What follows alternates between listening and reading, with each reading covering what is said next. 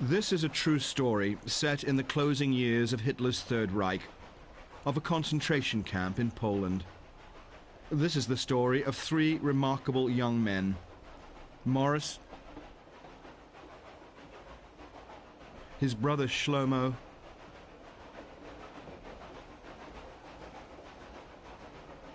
and their cousin Dario. Slave workers in the gas chambers of a Nazi concentration camp. They weren't just prisoners, they were Sonderkommandos, special workers, forced by the Germans to toil in the underground chambers, removing the dead and burning their bodies.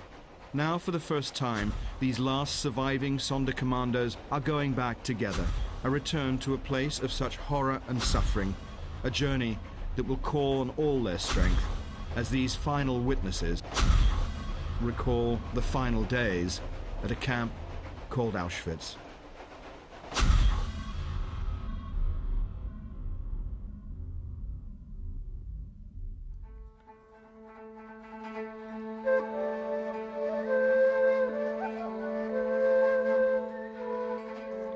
There comes a time in a life when the fears and the terrors buried in the past have to be faced again. For Morris Venezia, that time is drawing close. Morris will soon be going back to a death camp in Poland, after 54 years, returning to Auschwitz. He wasn't just a Jewish survivor, he was a Sonderkommando, a small cog in a machine constructed for the purpose of institutionalized mass murder. Working in the concentration camp, he is now one of the last eyewitnesses to the killing of hundreds of thousands of men, women, and children. And the nightmares have never left him. I got shaking all my body. I woke up with wet, all over wet, and so on. I opened my eyes. I said, "Oh my God, was that really?" So now he's preparing to go back, exposing himself to memories buried for so long. A trip to the past that will color his future. But there will be others who will join him on this voyage to help him bear the pain.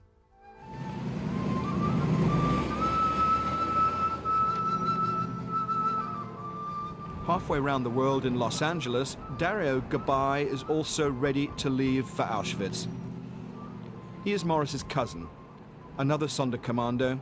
He worked alongside him in the gas chambers. I think Morris will find difficult, and he will have his own emotions, and nobody that goes there for after such a long time could not feel the emotions of coming back to a place where millions of people were dying.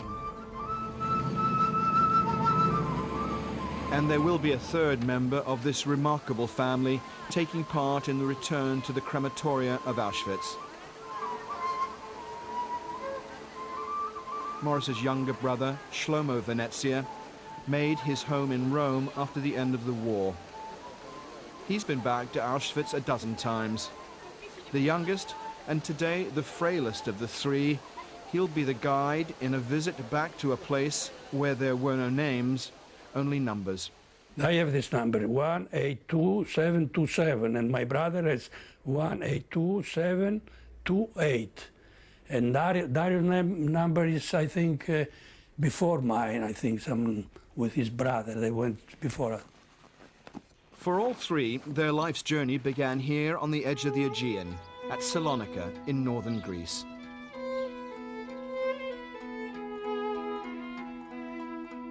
This was once the Jerusalem of the Balkans. 70,000 Jews made their home here before the war.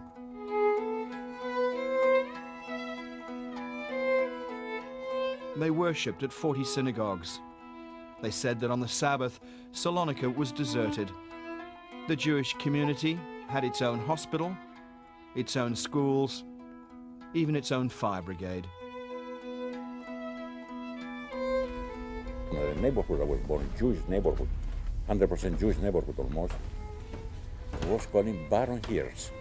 My brother was born over there, all my family, my brothers born over there. We had a good time. They were poor people, but they liked to have fun. Wow. I remember those tramways, which across the street was the trains.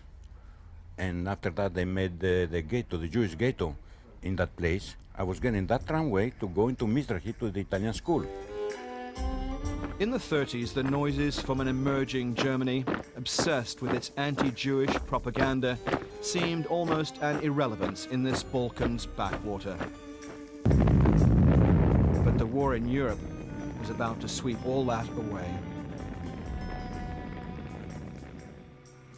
The Germans come in, and that street for the Baron Hirsch neighborhood was closed. Germany invaded Greece in April 1941. In Salonika's Freedom Square, all Jewish men were rounded up and beaten. And it wasn't long before the trains started heading north. The entire Jewish population was on the move. The only thing we knew is that the Germans were sending us for a hard labor, Germany or Poland. We didn't know nothing else that they were killing in mass unprotected people, women, children, pregnant women.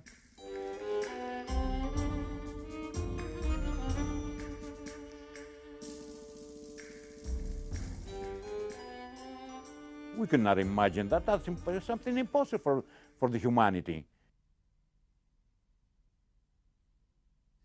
They said that they will send us in one place where every family will have a house, and the men, they will go to work, and the women, they will stay home. I wasn't so concerned about what was going on. You know, we knew that 60,000 people, 54,000 people from Salonika went there. We knew that something was brewing, but nobody knew for sure what will be.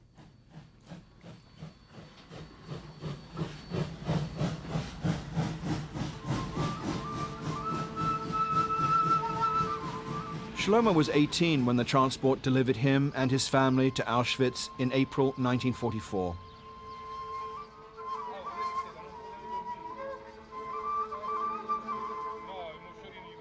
As a Sonderkommando, his job, like the others, was to dispose of the bodies of those who perished in the gas chambers,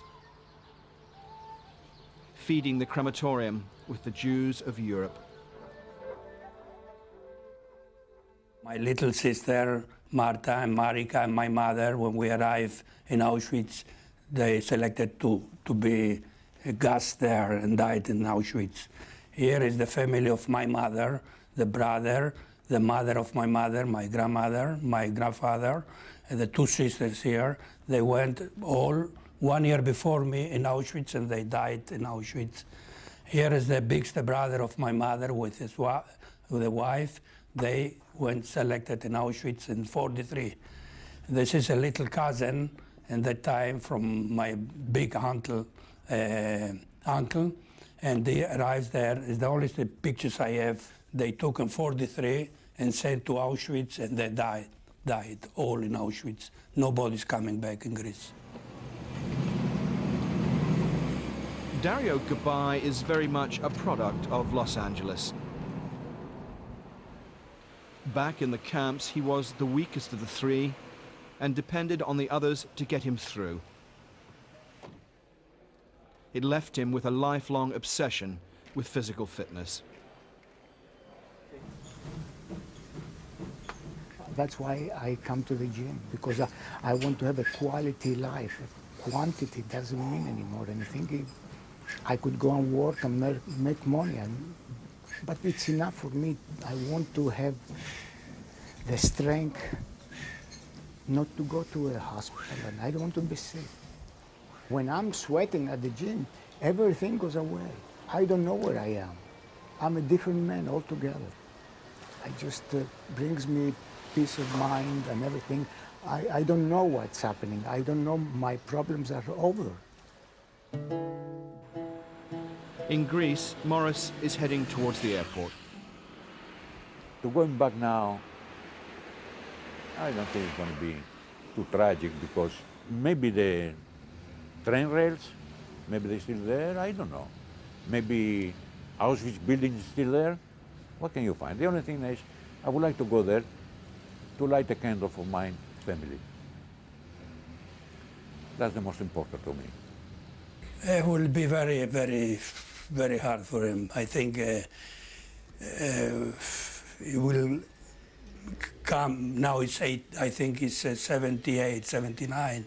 He will come back to 22, 23 years old. So it's very young, he was very, very young at that time.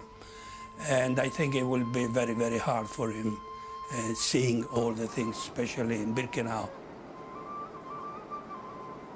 The feelings, you don't tell the feelings to anyone but yourself. For me is what I read about Dante going to the Inferno. That's the way I'm going to go through these doors. No matter what, I will have that pain. We all three will be in the same boat at that point, you know.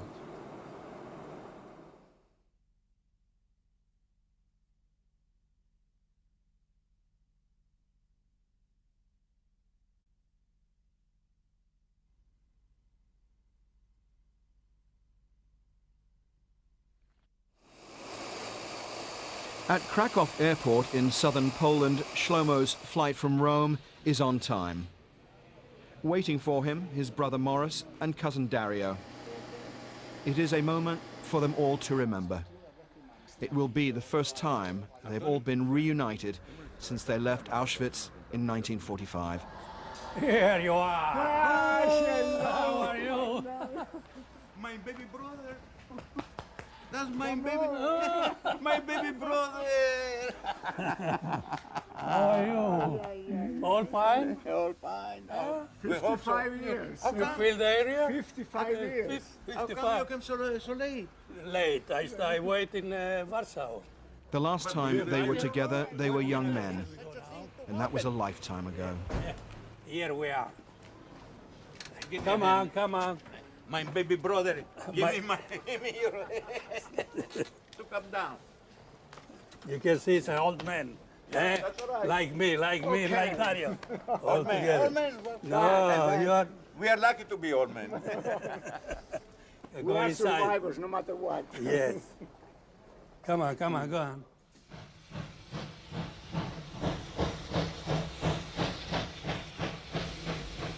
April 1944. The transport carrying the last of the Jewish population from Greece has arrived in southern Poland, pulling into what is today just an overgrown stretch of track.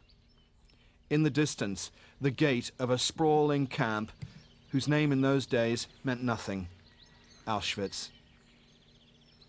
When stopped, we had not the time to think what will be. We heard, boom, open the doors of the. But so strong was, all they says, they were dogs, and so they be arouse, making like this, and nobody knows what to do. Shlomo and the others had arrived at the Jewish ramp, a railway siding that marked the end of the line for hundreds of thousands of people. It was there that the SS doctors made their selections as the people climbed down from the cattle trucks. Morris, Shlomo and Dario had shared the same freight car with their families in the 11-day journey from Greece. We were young, we can jump from there. It was high like this, 1.5 meters, something like this. And I wanted to help my mother because she was not old. She has maybe 43, 44, something like this. But we wanted to help them. The sister, the little one. And they start to take out all the people from the wagons. And they told us, the young people on one side, the old people on the other side. The only thing I remember is his 2 fingers, you know, going 10 times this way, 1 time this way, 10 times to the gas chamber, 1 time going to work. Left or right. Well, what I saw over there was that young people, they were taken to the left, and people, children, women, and pregnant women, and old people at the right. They take from there 100 and some young girls, and the other, they began to go away. We didn't know where, what. To be honest, I used to love very much my mother. very, very much. But I never gave her the satisfaction to show her how much I loved her. Never. I was cold. I ran off my line. I went into my mother. I kissed her, and I went back. The first time in my life that I kissed my mother was that time. Was the first and last kiss.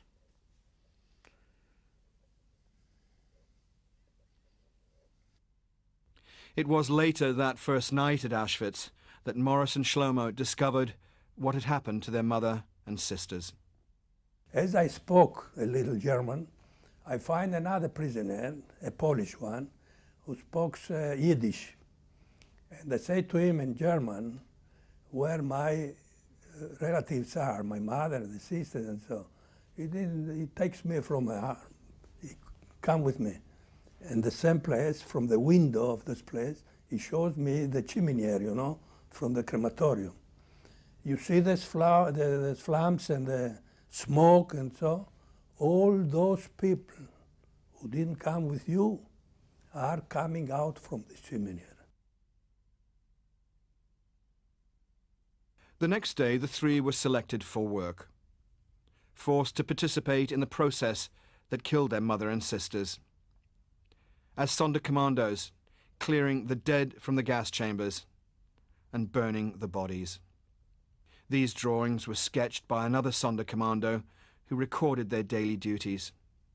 This is my first impression, you know. I see the people that they just saw them alive, you know, going there.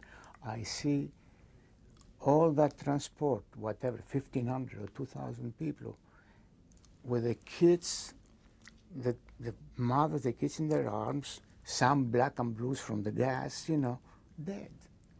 I say to myself, this is where my mind went blind. I says, how can I survive to such an environment? Unbelievable what we saw over there. About 5-6 feet of dead bodies, all women. In the meantime, they gave me a scissors to cut, and Morris was there too at that time. And I said to him, where is God? And this was where they started their day, in the cavernous underground changing rooms. As the trains arrived, up to 2,000 people at a time would shuffle in. It was the Sonderkommando's job to help them undress and lead them to the showers. These computer-generated graphics, never seen before, are built up from the original German architect's plans of the extermination facility. One day, the three of them recognized two of their cousins waiting to enter the gas chamber. And I was down in this undressing room, and I heard, Shlomo, Shlomo, and I was upset. One of them was a big merchant in Salonika, a tall man, maybe 6 something, and all of a sudden you see these two people, you know, coming. They are already nothing. And he begins to speak to me. He knows that crematorium is finished, and he says to me to go to the officer, to the SS, and to tell him maybe he can save my life, says to me. I told him, it's the same thing for you, for me, for them. Now are you, later I will be, or the German will be. Try. Okay, it was not far away, this Unterscharführer he has here, white, like under officer. And I said in German. And I said to him, ich habe eine Cousine von meinem Vater, bitte, vielleicht kann man ihm helfen, vielleicht kann man ihm raten, das Leben, which is, maybe we can make something to leave him alive, not to, he makes me like this. It's alles scheißegal. This is the 3 words he says to me. This is the same thing for everybody. I came back to him, and I told Leone, maybe it has nothing to do. And we told them that they are going to die, and they ask us anything to eat. Well, we brought them whatever we had, and they ate plenty. I told him, come on. He began to ask me, how long will take? You understand this? How long will take if I will suffer? How comes I will be? Surely I cannot tell him, you will suffer or you will make like this. We told him where to go to die fast, where the gas will coming down, so they can they don't have to suffer. You know, if you go on the corner, it takes 4 or 5 minutes to die instead of 2 minutes. I told him, you will not feel nothing. You are the last one. It was really the last one. And was near the window, the door, and I didn't know how to say to him, bye or what. He's going inside, close the door. The German. They put him up with the elevator. We saw him dead. We put him with Dario, we put him in the oven. But what we did for him was we cleaned the oven for the rest of the ashes over there. And we got his ashes and Baruch Venezia ashes. We put him in a can, in a container, and we took him out in a place over there. And we bury him over there. And we read the Kaddish. I don't know how they're saying, it's a kind of a prayer for dead people. Back in their Krakow hotel, taking strength from each other, they are able to share these memories. Listen, when we were working at the crematorium, remember at the beginning, we were taking the dead bodies and putting down on the floor, not to hit his head, yes, and so on, and we were so afraid. And then we became... From a different world, you know, we came from a different world, and little by little, you know, we became animals too. But the time for reflection is nearly over. Tomorrow morning, for the first time together, they will return to Auschwitz.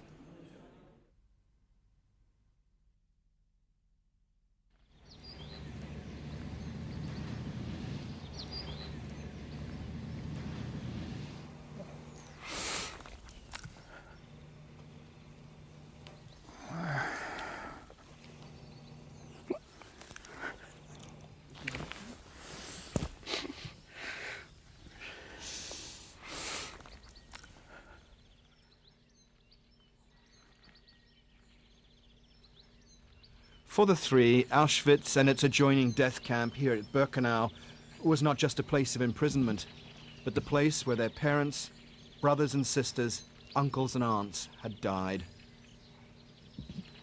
So many had passed this way to perish in the gas chambers at the end of the line.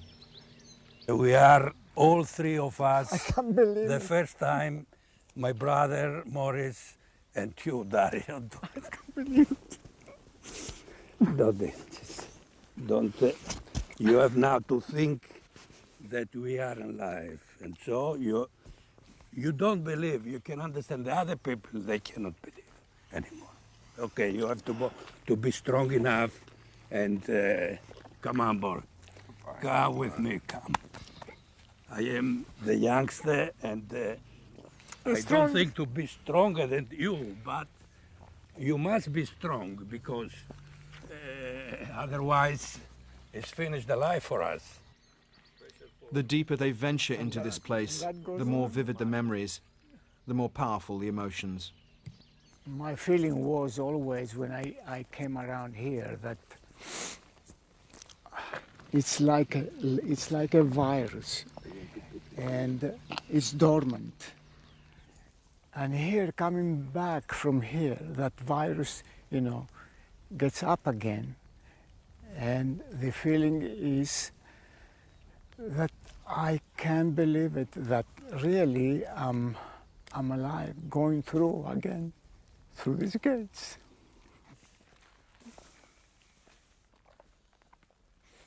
It reminds me again how we lost everybody, just going through these gates.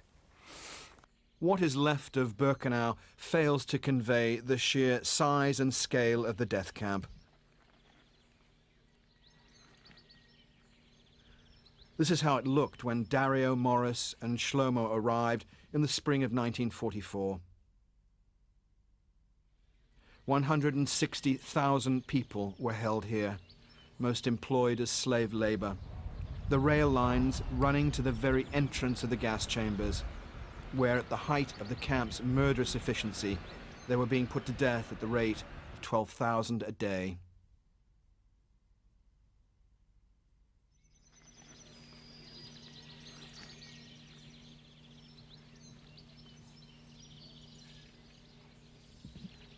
There is little left of the gas chambers and their crematoria.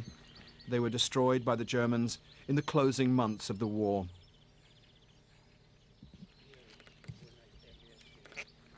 For all three of them, this was their place of work for the 10 months they spent at Birkenau.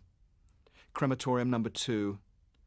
It was a vehicle marked with a red cross that brought the gas canisters to the chamber, and the fires burnt night and day.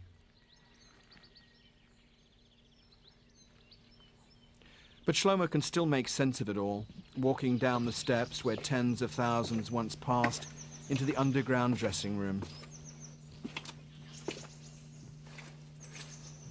Last stop before the gas chamber.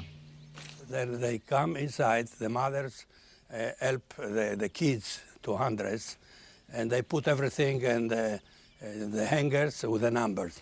And then you have, I remember the faces of those people. They didn't know where they are. They see something, they don't understand what's happened, what will be.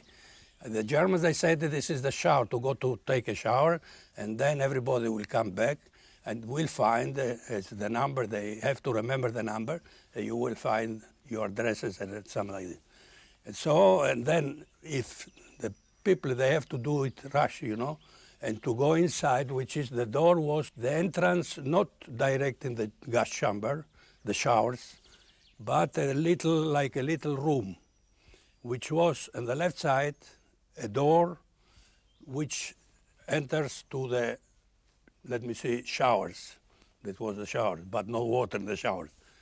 And the women and the kids, they entered first of all. They wait under the shower, the water is never come. And so they begin to see other people coming inside until was full. I mean, after the half, this gas camera, they begin to think about what has happened. The water is not coming.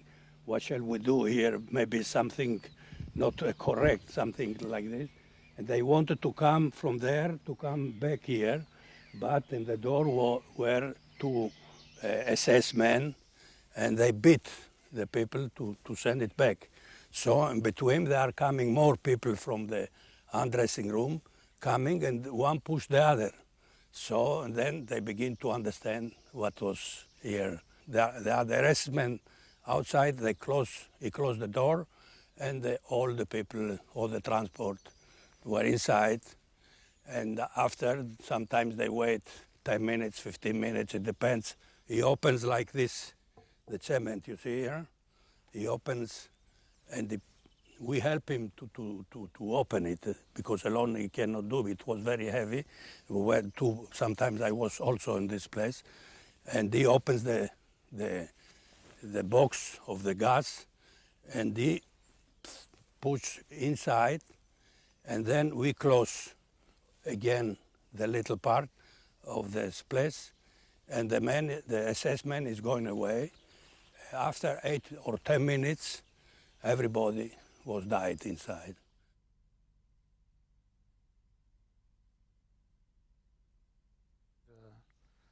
The gas chamber, as I understand that, is after they were coming in. For Morris and Dario, it is also confusing. They were going.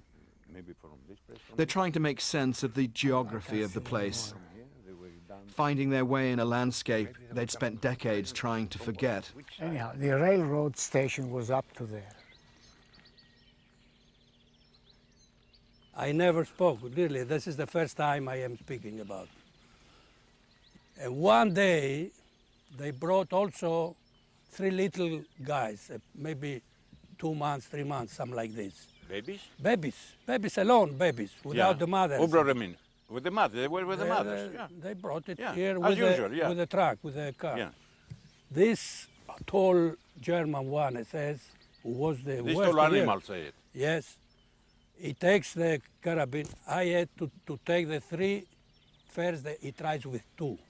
One day, two. With one shot, he kills two together, one after the other. He comes from here, comes out here, right. goes inside, and then. And he wants to try with three to save one bullet, you know. So I take three together. And the babies, they stay not so they fall, one the head here, one the head there. They have to take to be straight. And he shots one, he kills two. Yeah. And the third one makes something here, but he didn't die. He didn't. And put it down. The first two were died. Yeah. The third one begins to make ga, ga, crying, yeah. ga, and I saw the blood coming out. And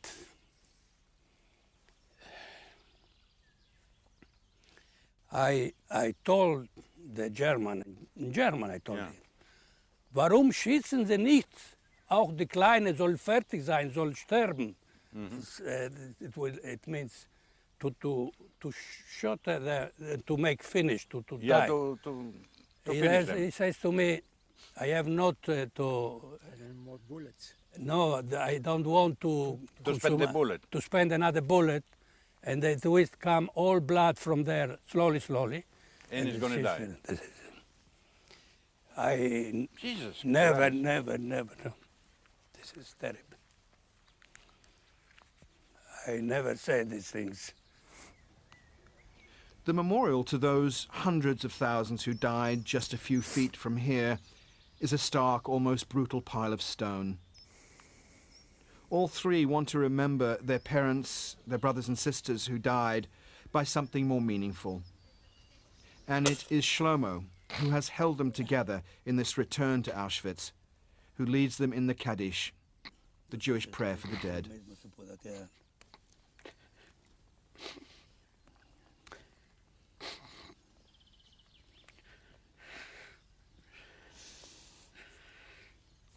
Okay. No. Non me lo devi farmi solo da chiaro perché il kadal shemera.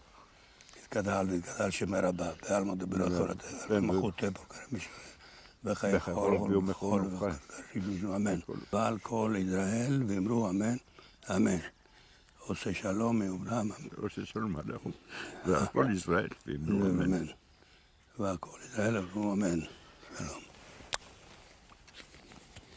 You wanted to do this and then I can bro Shlomo, I can. This is my family. Hey. Yeah. Ale. Okay. Hi, Morico. Yes, Dario.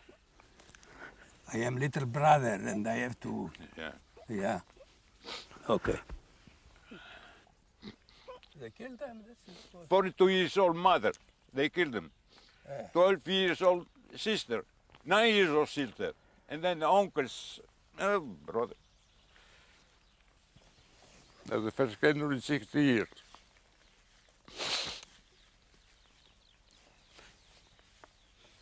I put the candles for you too, for you and for me.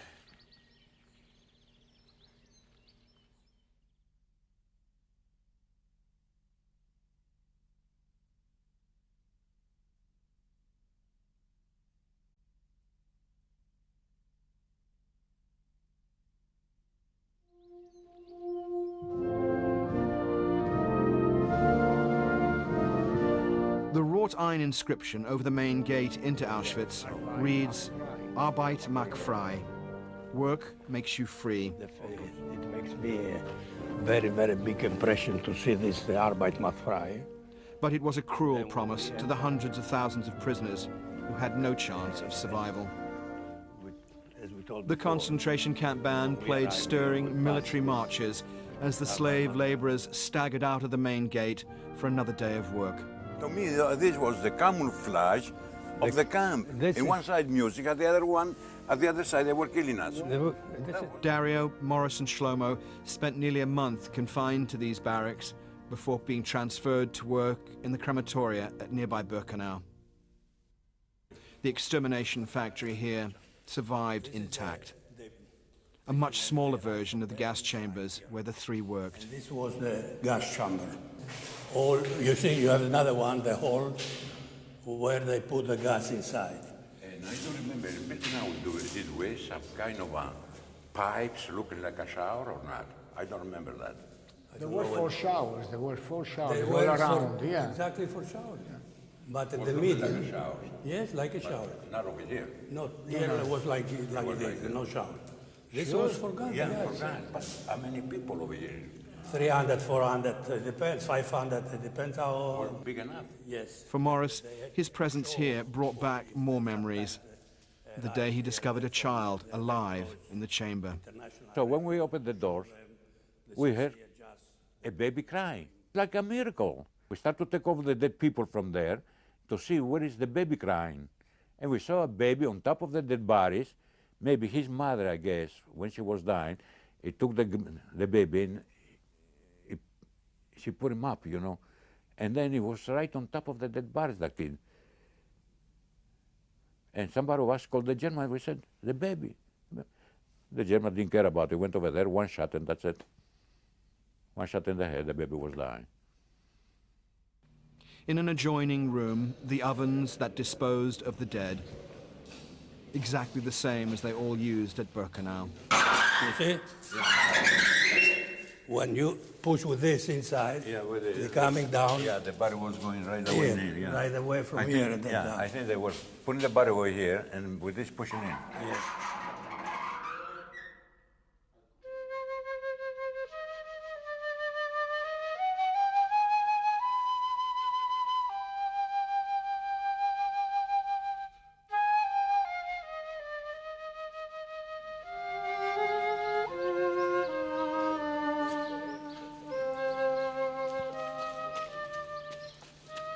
The administration center of Auschwitz has now been turned into a museum.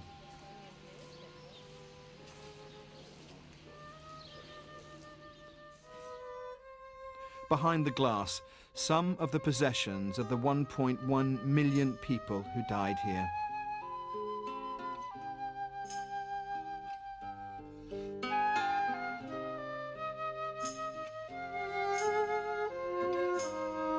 Hundreds of people visit Auschwitz every day. Few get to meet those who once worked here. This is Dario, my cousin, and this is my brother Shlomo. Every one of us. Every one of us, they has got a the number. number.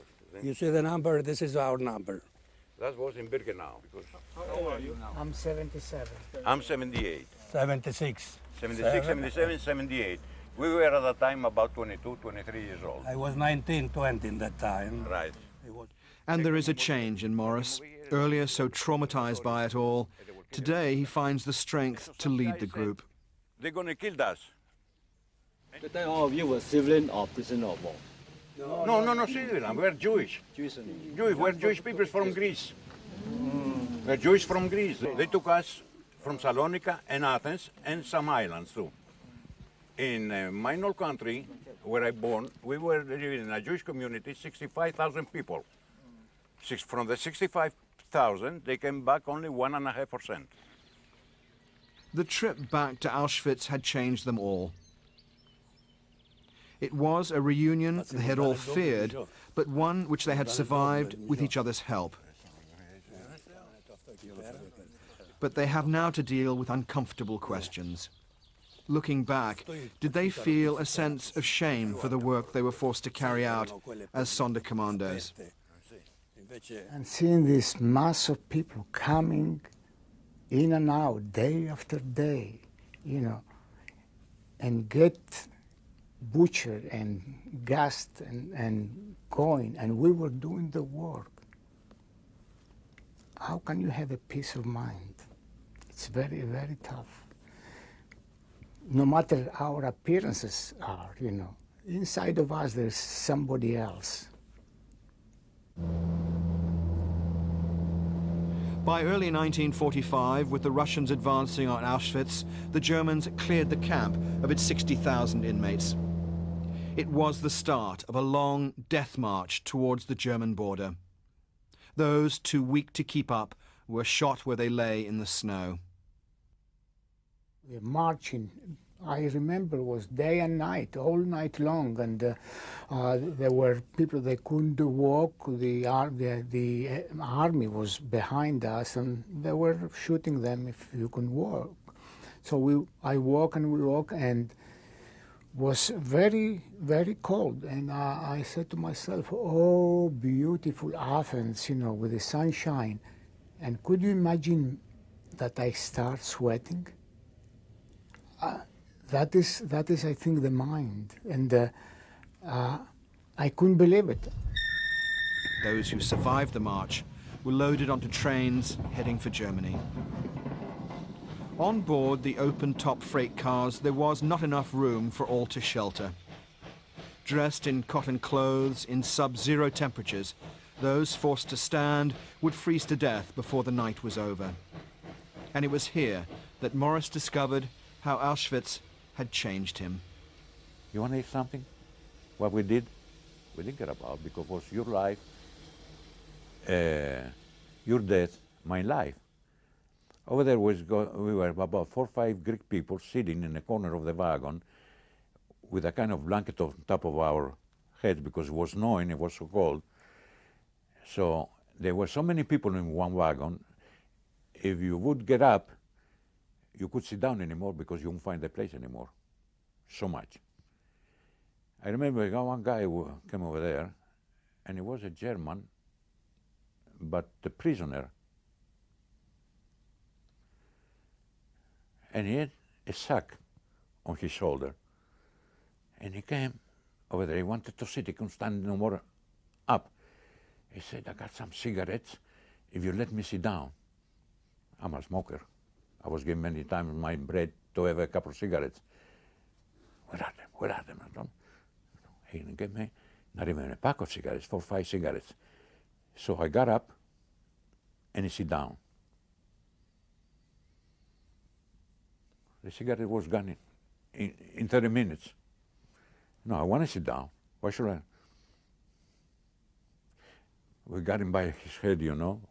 We suffocated them and then threw it out of the wagon.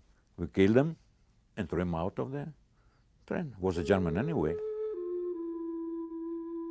Morris and Shlomo Venezia and Dario Gabbai were finally liberated in April 1945 as the concentration camps in Germany were overrun by the Americans.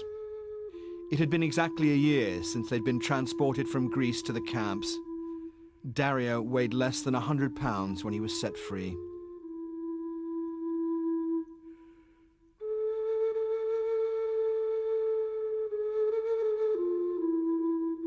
Out of 1,200 Sonderkommandos, less than 90 had survived the war.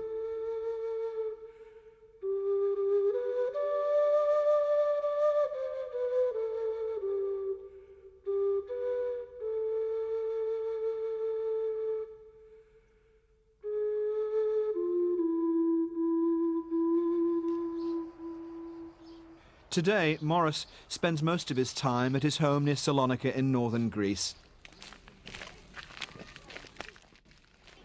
He had arrived back from Poland the night before, still deeply affected by what he had seen. This evening, Morris is to be guest of honor at a welcome home party.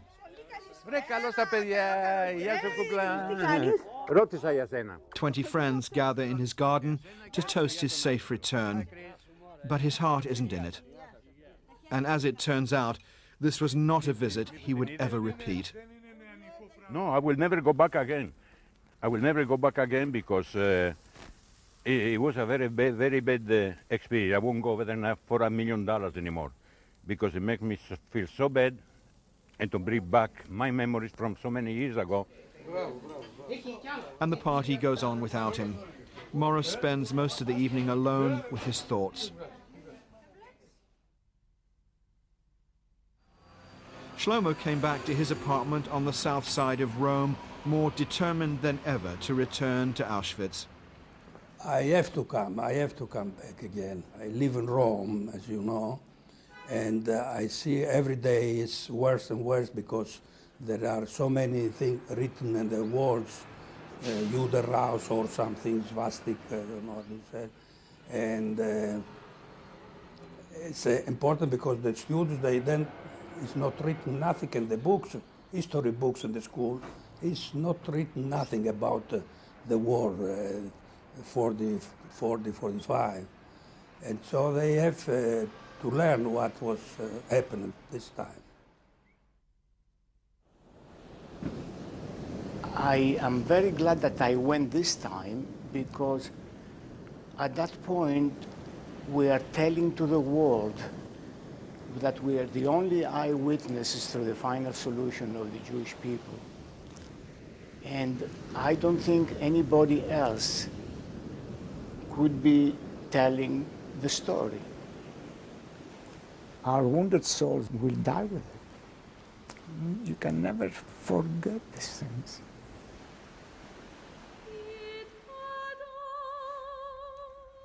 Back in Poland, before they went their different ways, Dario, Morris and Shlomo had one last duty to perform, gathering on the banks of the Vistula River.